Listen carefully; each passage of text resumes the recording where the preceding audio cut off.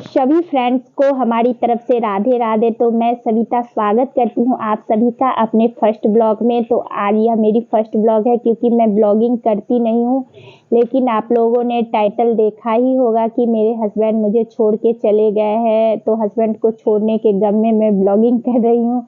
अरे बाबा, ऐसी बात नहीं है, मेरे हस्बैंड कहीं बाहर गए नहीं है। मेरे हस्बैंड गए हैं ट्रेनिंग में, क्योंकि उन लोगों का 4 महीने का ट्रेनिंग है, जो कि फर्स्ट टाइम वो इतने दिनों के लिए हमसे दूर गए हैं। इससे पहले वो कभी भी दूर नहीं गए थे।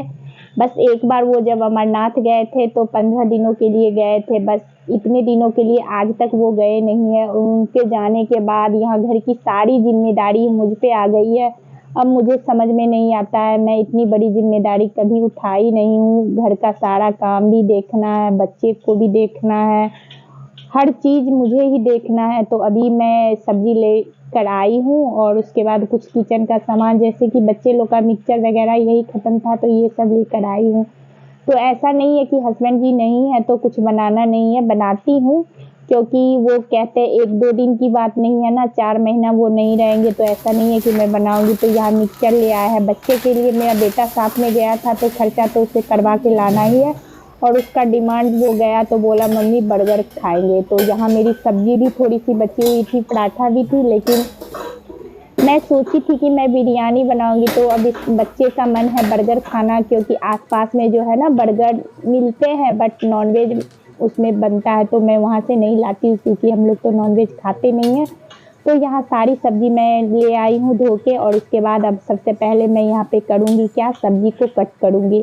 तो इधर हमने कुकर में आलू को भी बॉईल होने के लिए रख दिया है। तो आलू बॉईल हो रही है तो मैं सब्जी कट कर लेती हूँ। बीन्स है, गाजर है, पत्ता गोभी है, प्याज है, वही बेसिक सब्जी जो पड़ते हैं यहाँ पे बर्गर में वही है। तो गाजर को मैं यहाँ पे क्या करूँगी, मैं सोची कि छोटे छोटे टुकड़े में कट कर देती हूँ, लेकिन फिर मुझे याद आया कि इसे घिस लेती हूँ। तो गाजर को भी घिस लेते हैं। और आपको इसकी फुल रेसिपी जो है ना बर्गर की, ये आपको मेरी कुकिंग वाली चैनल पे मिल जाएगी। तो आप लोग ज़रूर विजिट कीजिएगा। सविता कुकिंग ब्लॉग मेरी यूट्यूब चैनल है, तो आप लोग ज़रूर एक बार देखिएगा। और इधर मेरी दूध भी आ गई थी मेरी सब्जी कट करते करते। तो दूध उबालने के लिए मैं रख दी थी, और दूध में उबाल जब आ गया तो मैं सोची पहले कान्हा जी के लिए निकाल देती हूँ, क्योंकि मेरे घर का पहला जो भी हो, सुबह हो या शाम हो, पहला भोग मेरे कान्हा जी को ही लगता है। तो यहाँ शाम का टाइम है, और इधर मैं कॉफ़ी कप में निकाल ली थी, और चीनी और सर भी आ गए थे। तो मैं सोची चलो सर के लिए कॉफ़ी बना लिया जाए, क्योंकि सर भी आ गए हैं। आज संडे है, बच्चे तो पढ़ना नहीं चाह रहे थे, स्पेशली मेरा बेटा पढ़ना ही नहीं चाहता है। लेकिन सर जो है ना, अगर बीच में नहीं आते हैं कभी भी तो वो संडे को आ ही जाते हैं। तो सर को कॉफ़ी दे के आने के बाद जो भी किचन का काम है मैं उसे क्लीन करूँगी, क्योंकि बच्चे जब आएंगे तो उनको तो बर्गर खाना है, क्योंकि अभी बर्गर बनाना बाकी है। तो चलिए मैं सर को कॉफ़ी दे के आ गई। तो अब यहाँ पे सुन ही रहे हैं, मैं जो है ना यहाँ पे कॉफ़ी पीती नहीं हूँ, इसीलिए मैं सर को सिर्फ कॉफ़ी बना के दी। मैं चाय पीती हूँ, लेकिन मैं अभी चाय नहीं पीऊँगी, मैं इससे पहले चाय पी चुकी थी। तो दूध को अब साइड में रख देते हैं, और इधर जो भी बाकी तैयारी है ना उसे कर लेते हैं।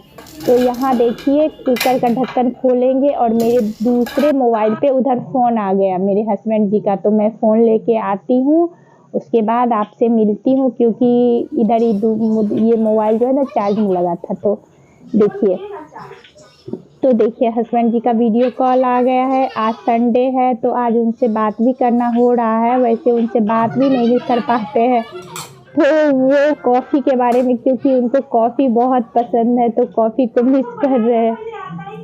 तो बस वो हाल चाल लेते रहते हैं, वो भी बहुत ही मिस करते हैं। उन्हें लगता है कि इतने दिन वो भी कभी रहे नहीं हैं बच्चों से दूर, हमसे दूर।